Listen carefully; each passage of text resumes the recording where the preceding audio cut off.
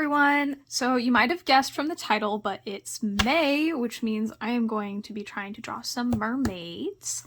Most of the video is going to be a time lapse with just some music over it, but I'm going to walk you through my thumbnail sketches a little bit first.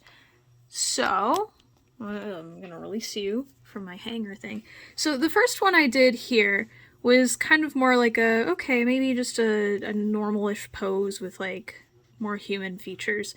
You might notice they've got fangs. It's also the first month of Dracula Daily, so I'm a little excited about that. So I think it's going to be a vampire mermaid. Very fun.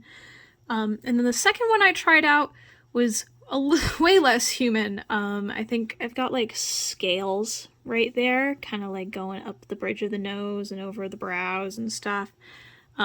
Liked this one, liked the pose a lot better. It had a little bit more movement there. I'm not gonna claim to be like an expert in poses or anything, because I am not.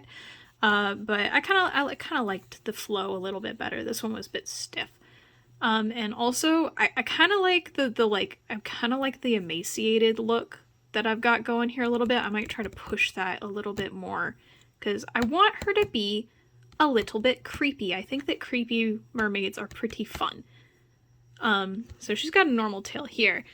And then this was the third one I did, and this one I was like, gave her kind of a mohawk looking thing because if we go back here, I did some fish exercises in the middle of it was D&D again. We weren't playing Dungeons and Dragons, we were playing Eat the Reich, which is a pretty fun game. But I was also doing fish studies during then. Really good fish studies, as you can see. Quite skilled at these. I really liked this one, very lacy, see-through here, but this one is the one that I drew inspiration from for this particular mermaid. I really liked the beta fish, how it had like a bunch of frilled edges and stuff. It looked very fun and fancy. The original image, it was black, but I don't really have black watercolors, and so I kind of just went with purple, because that's also pretty sick. So, I can't find my other page. Here we go. So for this one, I kind of took inspiration from that and gave her the frills. She'll probably also be either black and red or purple and red. And I also thought it would be fun to give her kind of like a sea serpent tail. That's nice. So I liked this pose, and so then I went over and tried to mess around with composition a little bit. We'll see how that goes. But I'd roughly tried to do the rule of thirds, where it's like at the intersections, you know, there's her head, that's a focal point, you know, and then over here, there's like a bit of her fun little tail. That'll be fun. So that's basically the plan here. And then the most important part, my friend sent me a picture of his cat and asked if I could draw him. And I said, yes, of course. But his forehead turned out a little bit big, but that's okay because that's for to kiss. So, with all that, I'm gonna get started on this page here. So, as was briefly foreshadowed in the little like text overlay I did earlier, this whole thing was a little bit of a comedy of errors, and you can see that beginning when I forgot to hit record for like half of the line art.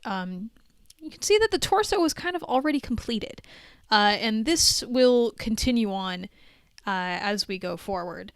But overall, I am going to be a little bit nice to myself about the watercolor and the coloring itself. I think that I pulled off the pose pretty well. It is not quite up to my standards as like a viewer, but I know that as an artist, this is roundabout what I can expect for myself line art wise.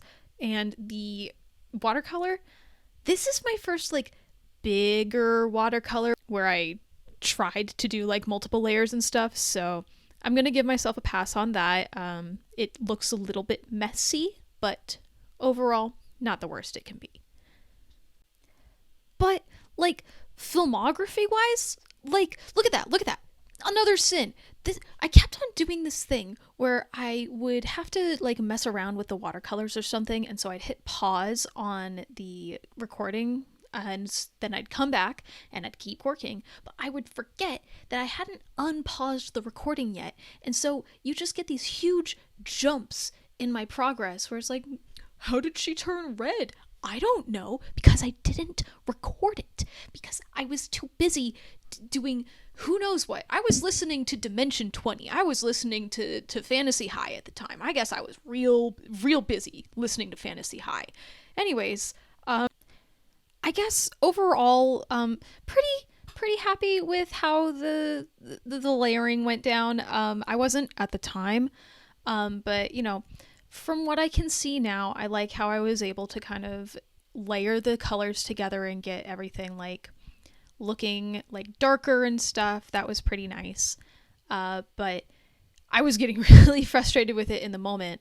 And I'm glad I did, because then I decided to pull out the colored pencils. And I feel like these kind of helped me save it. Like, I know that in retrospect, I am pretty all right with how I ended up like making everything look with the like the darker shades of red and stuff. But I do think that after I added the colored pencils, I was really happy with how it turned out. Except, if you will note, my hand goes up to the top of the screen where the camera does not follow. You see, here's another thing where I've created another cinematographical sin, or however you say it, where one would say probably that the face is the most important and interesting part of most artworks of like character art and stuff. And here I am, just once again, I moved the camera down so that people could see me work on the tail, and then I forgot to move it back up to the head. So I work on the entire head, and you can't see a single thing, which is quite frustrating because I was pretty happy with how I did the like all of the stuff. I will go over it in like an overview at the end, but man, that was a bummer to realize that I had done.